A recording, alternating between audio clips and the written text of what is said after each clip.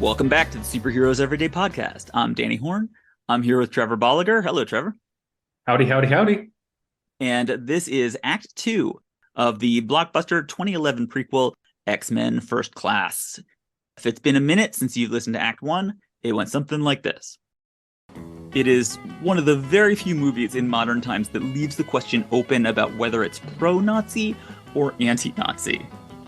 This movie goes from concentration camp to horny so fast, like unacceptably fast. I used to think about X-Men that partly this was a metaphor for queer people, but watching this film, I'm kind of like, yeah, don't drag me into this mess. I am not an irresponsible, violent Nazi, and y'all need to stop implying that I am.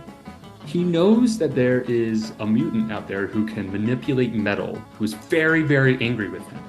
And he chooses to live in a metal house underwater.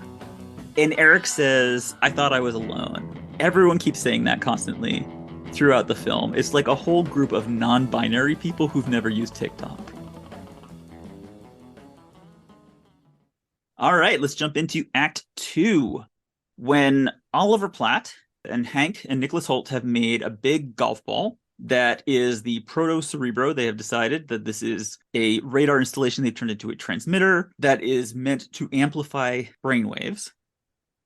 It is not clear why they made this before they knew that a telepath existed, because it seems real tailor-made for him specifically.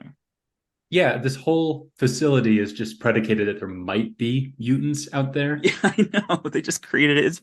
There's a lot of very specific solutions for those mutants. Yeah, all of a sudden we have this Cerebro.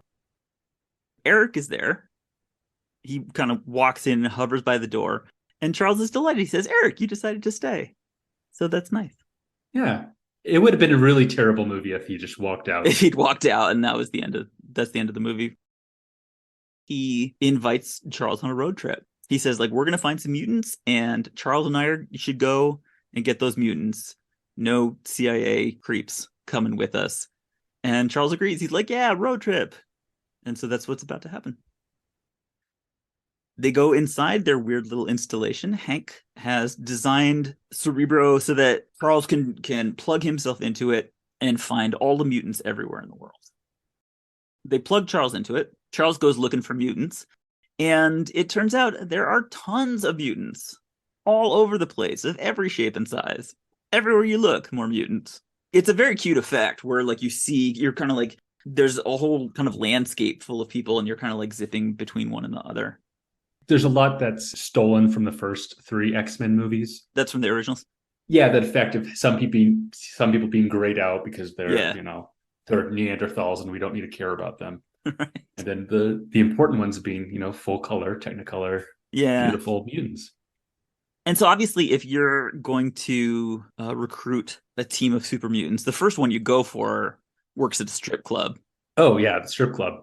I mean, they probably went to multiple strip clubs and before they found this one. Yeah. And so they got very groovy music. The music in this sequence basically is the whole thing. I am using it as the outro track for these episodes. So if you listen to Act 1, you've already heard it. It is the instrumental track from a Gnarls Barkley song called Run. And it is better than this sequence deserves. It is so much fun. They could be, honestly, like, the people on screen could be mistreating animals. And as long as they've got this track going, it would still be a super fun sequence. The opposite of a Sarah McLachlan song. Yes, exactly. Here we are with a woman, and therefore she has to demean herself. Erik and Charles give her some money, and she's like, for that, daddy-o, you get private dance. And they relax on a bed and just they look like the smuggest men in the world. They're having such a good time. They demonstrate that Erik can make things float. The girl, we don't get a name for this girl, but her name is Angel. She kind of unhooks her bra, and then she can make little hummingbird wings. Not hummingbird, makes little like insect wings? Insect wings. Yeah, that peel off. They're very pretty. And then she can kind of hover, which is nice. Angel, she was created for the comic New X-Men in 2001. There's already an X-Man called Angel, but whatever. I think everybody had forgotten about the previous 3 movies after Origins Wolverines, that they're just willing to to go with it. To just go with a different. Yeah, and if my superpower was to have weird insect wings, I wouldn't be insect, especially if I was going to be an up and coming stripper.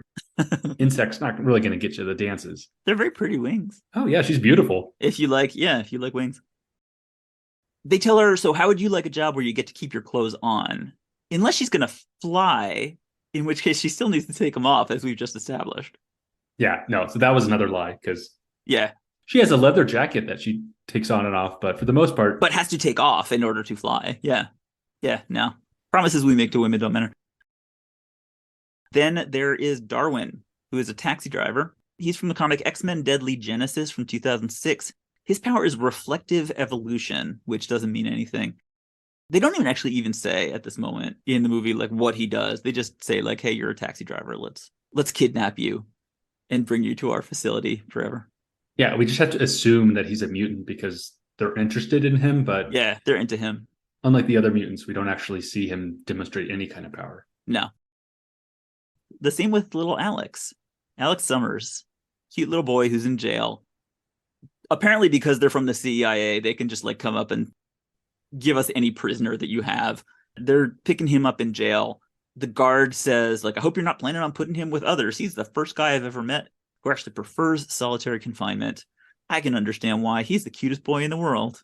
And he wouldn't last a minute. They open the door and there he is in a tank top showing his little... He's not much of a character, I have to say, but he's a very cute boy and I enjoy him. That's all they needed him to do in the movie.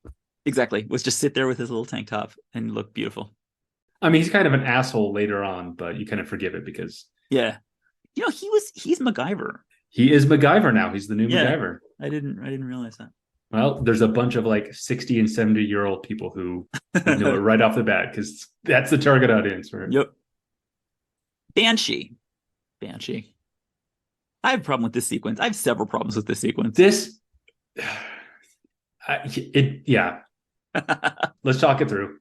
Once again, horny, picking up random girl in an aquarium. Banshee's a young man, finds a pretty girl with long hair. Everyone likes the long-haired white girls in this movie. There's a very pretty long-haired white girl at the aquarium on her own. Banshee walks up, gives her a weird pickup line, and she is not interested.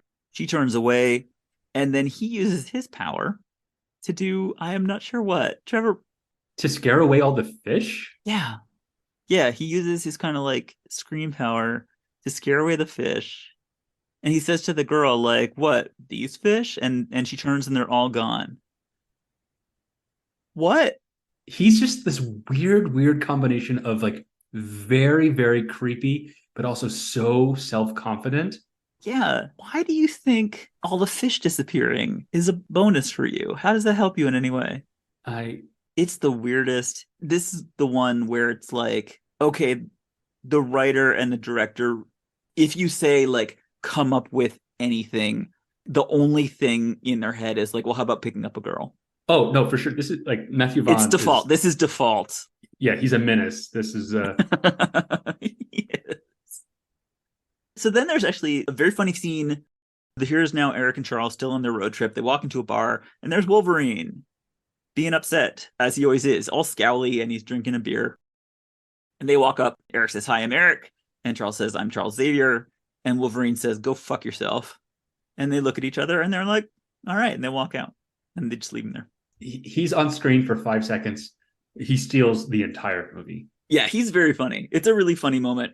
Unfortunately, it kind of underscores how lame their actual characters are. Yeah. Like they did, this is the thing I love about like thinking about like Singer and Vaughn making this movie. They did all the famous ones in the first 3 movies. So they're like okay, we're going to make this prequel. What characters are we going to include? And they kind of go through the list of like, okay, Wolverine, Storm, Cyclops. We don't have Phoenix. We don't have Iceman. Can't do Nightcrawler, Colossus, Kitty Pryde. And I could just imagine them going like, fuck. Why did I say I was going to make a prequel? I thought there were other characters out there. So this is kind of like the sub-second string. And I feel like that scene is perfect where they're like, we could have had Wolverine, but we just decided to walk out. He insulted us very mildly. And so we're going to go, no, let's go with Banshee.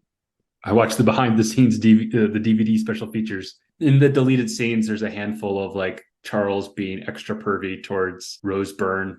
Really? Yeah, there was this subplot of him trying to like put the moves on her, but it was like too skeevy for this movie, which is Oh saying man, that's something. saying a lot. Yeah, jeez. This movie was on an incredibly like accelerated timeline. So Matthew Vaughn, signed on, and they really only had like 6 months of pre-production before production started, which is a very short runway. And so he was doing rewrites, and basically every rewrite, I assume, was just adding more lingerie and cleavage. Right, yes. Taking any non-lingerie scene and putting them in underwear. He keeps putting them in, and then the studio keeps taking them out on the other end. But there's a special feature of them talking about like, oh, well, it's this blank slate. We can put any like superhero that we want. We just had our pick of the litter, and this is who they chose. Yeah, except for the good ones, right? Yeah, except for all the good ones. ones were done. Sebastian Shaw, at this point, is in a very groovy nuclear reactor on his fabulous Austin Powers submarine. So it's a nuclear submarine, and he's just kind of like standing next to the nuclear part and sucking up all the nuclearness, is my understanding. That's my scientific understanding of what's happening in this scene. Now, a nuclear submarine has a nuclear reactor for a reason, right? They don't just have one. I admit there's a lot I don't know about nuclear submarines, but it's like drinking the gas out of your gas tank because you're a little bit thirsty. Exactly. Like eventually it's going to run out. Yeah, you're good. This is not how we do. But he's making a point. He says that the reason we exist, we are children of the atom. That is because I guess that's why there's mutants now, is because like 2 nuclear bombs have gone off in the world. That doesn't even track because he found Erik in the early 40s. Yeah, you're right. He was in the Holocaust. Don't think about it. It's better if you don't think. In fact, they do not want you to think about it. Yeah, they specifically are trying to discourage it.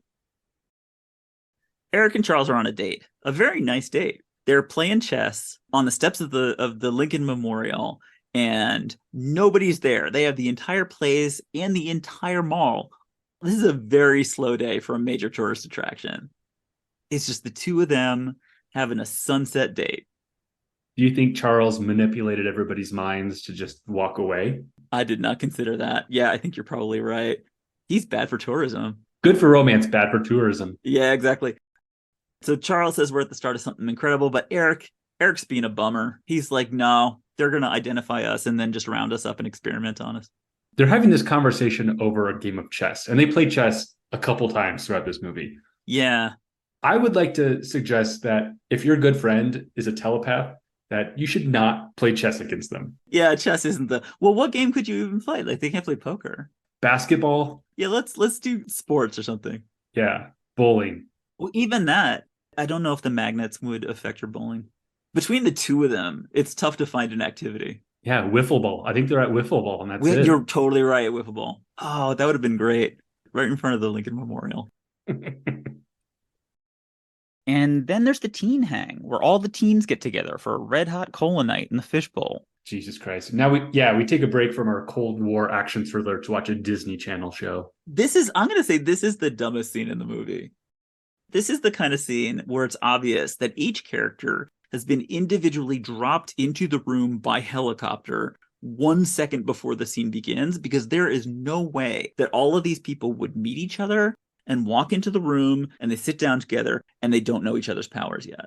That's the whole thing, is about like, hey, but what's your power and what's your power? And it's like, how did you end up in this room together? Yeah. I mean, the intention is to make them, to showcase how immature and young these people are. Yeah. But it's just like the way that they tell it is also very immature and young. Yes. And we just sat through like a 6-minute montage of recruiting mutants and seeing their powers. And that was so much more effective than this. I don't know what their plan is in this facility. They give them like a pinball machine and a jukebox and a bar, although they're all drinking Coke. It is not clear what they expect these basically college freshmen to do. So they do this, hey, what's your power scene, where Raven looks like Banshee and everybody claps. And then Darwin, we find out what Darwin's power is, and it's super lame. Like, his name is Darwin, and he says it's adapt and survive and all. And to show it off, he puts his head, there's a very convenient fish tank in the room as well. And he kind of sticks his head in the fish tank to show that he can grow gills if he's underwater, which as a power that's going to be useful. Actually, I did just say a little while ago in Act 1 that there's a lot of stuff on the sea, and none of these characters have any kind of useful ocean power. He would have been the one, and unfortunately he's not. He No, he never doesn't make it. He's But the yeah, one character who doesn't go there. I would say in the hands of a more deft screenwriter, his character could be very, very cool. I challenge. If they really leaned into the unpredictability of him, he's used for hypothetical situations here in this one scene alone, and that's it. Yeah. He would be very cool in the Deadpool movies. He's the perfect kind of mutant you want to put in there. He would be great in a Deadpool movie. Yeah, because they would just keep throwing shit at him. Yeah, because those movies are chaotic, and he would survive in a chaotic space. And so, yeah, he would be really fun. Forget bringing Hugh Jackman to the Deadpool 3. Let's bring Darwin back. Banshee gets up, and he demonstrates his power by screaming and breaking the enormous plate glass window, which is destructive. It's not clear what he thought he was going to, like, did he just get up and he just said to himself, like, I'm just going to bust that window? Yeah, I think it's similar to a kid with a brick, just like, I'm going to throw it out that window. And then Angel flies and shows off her pretty wings, and then she spits acid venom, which is another thing that we can figure out that she does. And it lands on the statue that's out in the courtyard. Everyone's just doing property damage. Darwin puts his head underwater. Everybody else does property damage. Alex makes a joke about Hank's power because we already know what it is. They don't know Alex's power. So, and he's like, oh, I don't know. And they're like, Alex. For all they know, he turns into poisonous gas. But they're like, no, go ahead, go do it. So he kind of walks out through the plate glass window. They do a real cute, like, everyone's kind of looking, they're leaning forward. And he's like, no, get back. It's a cute thing. And he explodes into evil fire energy rings, which scorches the world. It breaks the statue in half. He's an extremely dangerous person. Yeah, the rings, it's one of those, like, it can go through a statue, but it doesn't go through a wall. Yeah. Yeah, it's a shame they gave him power progression, but no character progression to actually match it. Yes. It's kind of interesting how his powers evolve, but by the end of the movie, I still don't give two hoots about this guy. So my question is, what happened to these people's families? Because they've been abducted. They've been basically just like snatched out of the world and brought into the CIA and a war. And they just seem perfectly fine. Like, none of them had families. None of them had a job that they cared about. They're just, it's like freshman week. They're all just like, cool, this is my new, these are my new, like, roomies. I mean, Darwin had his own job. He was a cab driver. So did Angel. She was, a dancer. I'm going to assume that Banshee's family is actually happier that he's not there. Right. They kicked him out a while ago. And we know Alex was in prison. So for him, this is an upgrade. But everybody else is real not clear. But like you said, like, these aren't really actual characters. Charles and Erik are the real characters. And Shaw is the villain. And Raven has some nice character stuff. And Hank has some nice character stuff. There's like 5 people. Yeah. Yeah, and it's so close. They're so close to giving Rose Byrne an actual, like, plot and things to do in the movie. No, yeah, she doesn't. But yeah, they throw that out the window. They flirt with it just like Charles flirts with every woman he ever sees. So here's Moira. Here's Oliver Platt. They meet with the CIA, and they talk about Shaw is meeting with the Russian defense chief. They want to bring mutants on the field trip to Russia. The answer is yes, and so the plane is going to leave for Russia in an hour. Erik says the kids aren't ready to go, which they are not.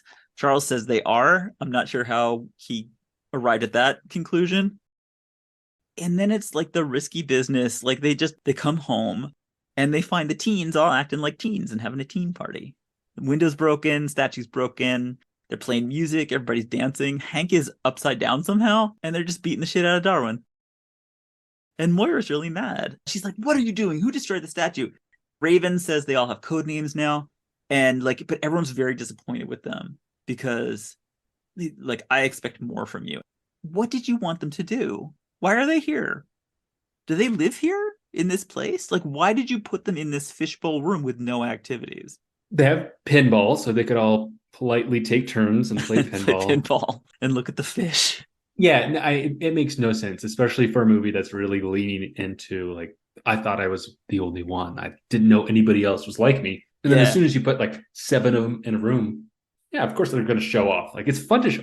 That'd be the Yeah, very first thing I would do if I knew that I was in a room with other mutants. I'd show. I would beat on Darwin the first chance I got for sure. That activity looks like fun. We're in Russia. No, we're in upstate New York. We're in upstate New York. It looks exactly like upstate New York. So I can only imagine this is just like neighbors of the Xavier estate, right? You think that Russia's just like it's right outside, right over the border. They did nothing to show that this is Russia. They didn't even like show a little Russian flag waving in the wind. They just put the little words in the bottom that says Russian military retreat. Yeah, it's a nice retreat. This is another one of them helicopter moments where I don't understand the connection between what we've seen going to what the scene is now.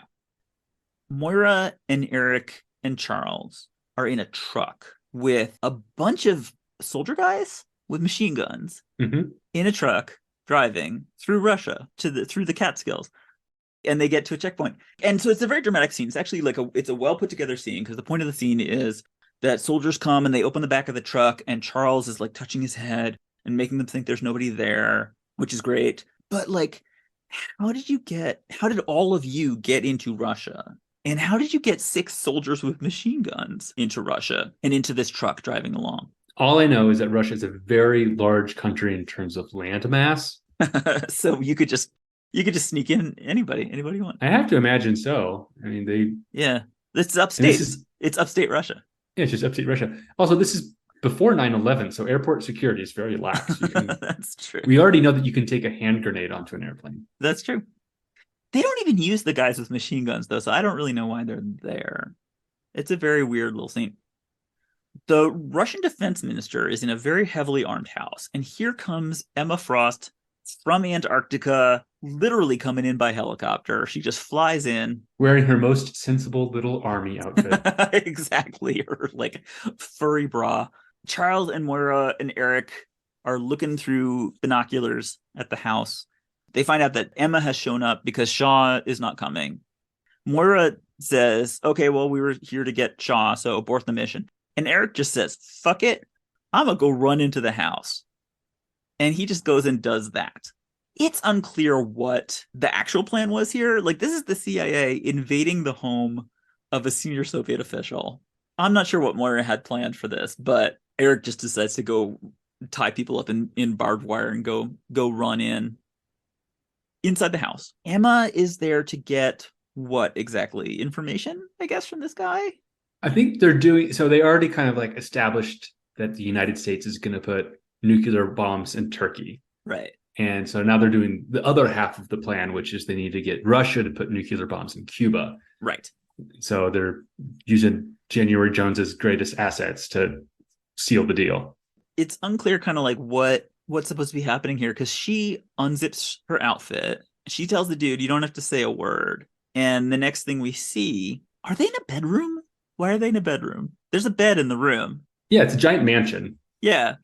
And they're hanging out in what appears to be a living room kind of lounge, but it turns out, no, there's a huge bed in it. And the Russian guy is fooling around with a giggling Emma Frost.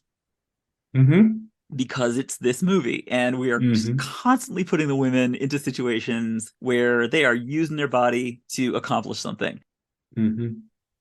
It's just a projection. And so Emma is like sitting there looking bored and looks over and she says, pathetic, which is cute, but I actually think that she's 10 out of 10 perfect in this scene. Just the look of dismay that she gives the colonel, like she might as well be giving that to the director of this movie of just the like, come on. Like, you're right. Yeah, she's actually not acting in that scene. That's just January Jones just being like, I can't believe this is the movie that I'm in. Yeah, the guy's fondling the projection of her. She's eating a little snack. And then my favorite part of this whole scene, even including the super awesome scene where Erik disassembles the guns in front of the army men, she just gives such this little smirk when the illusion collapses. Like, what are you going to do about it? It's like, okay, I get it. She probably read this page. It's like, okay, I'll do this movie. Because here comes Professor X and Magneto busting in to interrupt this little sex party. Emma drops the illusion. Charles just makes him go to sleep. uses his power, and then the guy just stops mattering for the rest of the scene. Now it's a scene about Charles and Eric and Emma. Emma turns to Diamond. Charles is now encountering Emma for the first time, can't read her mind because he can't do that while she's a diamond. So Eric uses the bedpost to imprison her, breaks her diamond neck. So this is the thing I don't really understand. Cracks her neck, which means that she has to turn back into being a human. And Eric says, well, she won't be shifting into diamond form again. And I'm like, ever again? Because she does later, and her head should fall off. I don't really, it's a weird moment. Yeah, he says she won't be shifting into diamond form ever again. And if she does, just give her a little tap and her head will fall off. Her head falls off, right. Yeah, it's like, that's incredibly aggressive. Again, secret Nazi, but it's just convenient for the plot. I mean, most of this movie is just convenient to like ham fist in different origin story plot points, right, and to make it somehow fit into the Cuban Missile Crisis.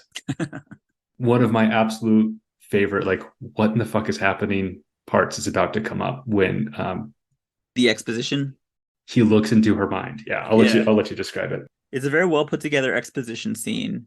Emma is a good director. She really puts together a great sequence. He's looking at the map of the US and Russia shooting nuclear missiles at each other. There's a bunch of mushroom clouds, and then there's Shaw saying, "We are the children of the atom. Radiation gave birth to mutants, and what will kill the humans will only make us stronger." And then there's like a burned out Capitol building in Washington, D.C., and Shaw and Emma and folks are standing there, and there's torch wielding supporters kind of massing below them. And those supporters are chanting, "President Shaw." Oh, they President are? Shaw. Yeah, they want him to be president. Nazi president. That's... Let's take just a moment to kind of dissect this plan and just really make sure we understand it. Yeah, please do. Because that's going to allow us to more enjoy this movie, to understand this plot. Yes. So he's going to manipulate Russia and the United States into a nuclear war. That's step one. The nuclear bombs will kill all the humans, but they won't harm the mutants. Right. Or maybe they'll transform more humans into mutants. Hard to say. And then he'll be Nazi president over a scorched wasteland. Yeah, I think the idea is, there's the blast and then there's the radiation. And so anybody who's like caught in a blast, they're kind of fucked. But we're going to be in a submarine. So it doesn't matter. But then everybody else is going to be living with the radiation, and somehow that is going to make the mutants stronger. All right, I'm not giving this plan great marks. It's a bad plan. Yeah, it's not a great plan. My big question is just, how are you going to get out of this ridiculous situation that you're in? The CIA is now taking Emma into custody. So this is a CIA operation that just murdered the security guards and assaulted a senior defense official. But we could just leave. And we're like, okay, bye, everybody. This is not an international incident or anything. Meanwhile, back at Tom Cruise's place, we're going to the teen hangout. Darwin and Alex are hanging around playing pinball. Banshee and Hank are sitting around and they're eating Oreos and drinking milk, which I like very much. And nobody's doing anything. They should just put them in diapers at this point. And then random Mad Men CIA dudes walk by, look in the window, and they just are like heckling the fishbowl kids. Hey, mutants. Hey, freaks. Show us your feet. I have some questions. My question, what is this place? What is this facility, and what are they supposed to be doing? And why didn't anybody tell these dudes not to harass the incredibly dangerous super mutants? Yeah, you'd think there's some kind of selection process to, like, do you work well with others who, have superpowers or not like you? But no, they got just like two of the most boneheaded guys. These are clearly ad execs. It's a little too early for them to come up with a groundbreaking Coca-Cola campaign. So they're here just biding their time. But the movie does, and it's not just this movie, it's lots of movies where they just show that these people are not the greatest people. Mm-hmm. And that gives the screenwriter free range to do whatever they want. These people can pull their intestines out through their nose. Yeah. They said one mean thing, so it's okay to just mutilate their corpses. Yep. Which is, and then that's what happens. So here comes a great scene and a terrible scene, all mixed together in a food processor. Because here comes Azazel, who's great. I really, you said this before, I love Azazel. He looks amazing. His powers look amazing. He like puffs in these like red and black smoke, and he's just like, he's there, he's here, he's there, he's everywhere, grabbing agents and then like teleporting them into the air and dropping them to the ground, which is hilarious, including Oliver Platt, who just plummets and dies right in front of the mutants. This is a very difficult scene, I feel, because it is really cool to watch these bad guys attack this terrible facility that I have already grown to dislike. And Azazel and Shaw have really interesting powers I could watch anytime. But the super teens just like cower and scream. And it does not occur to them to use their terribly dangerous powers to put up any kind of resistance. I mean, is it supposed to be some like fight or flight thing where they just like they're in shock and so they don't know what to do? I don't know. You're right. I mean, but they did just watch this guy like highly proficient at his power, just like murder dozens of agents. But the other one just makes little wind. So yeah, he just destroys Cerebro.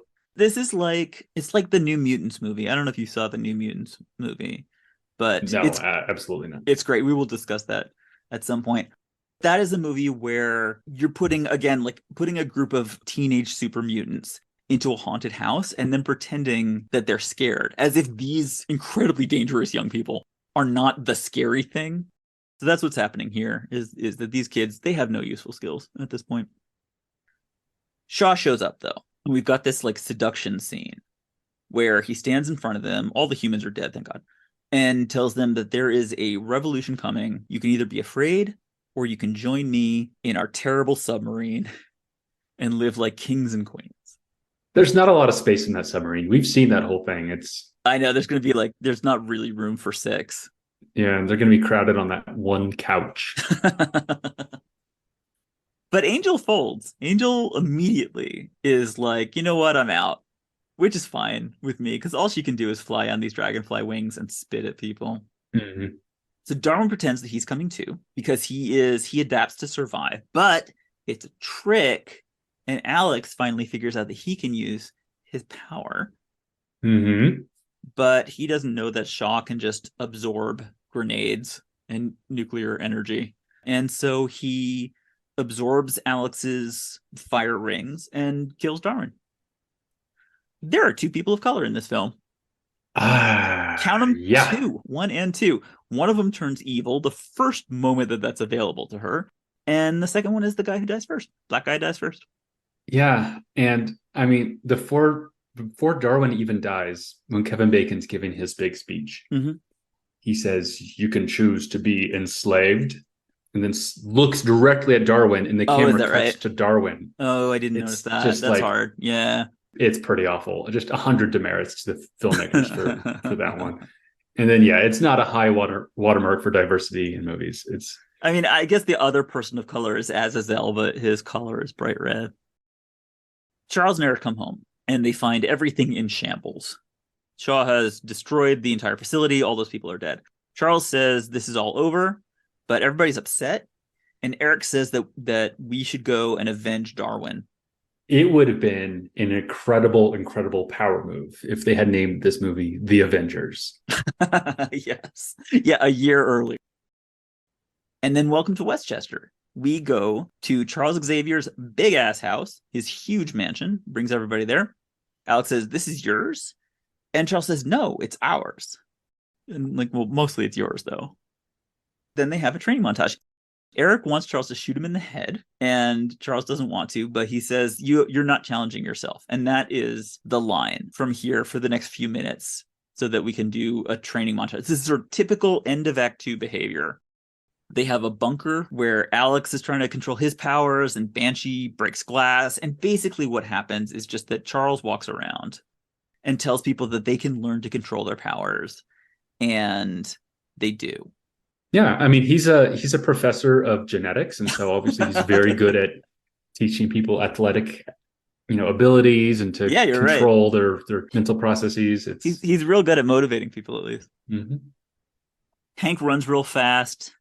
They push Banshee out the window. Hank is very impressed with Raven's cellular structure.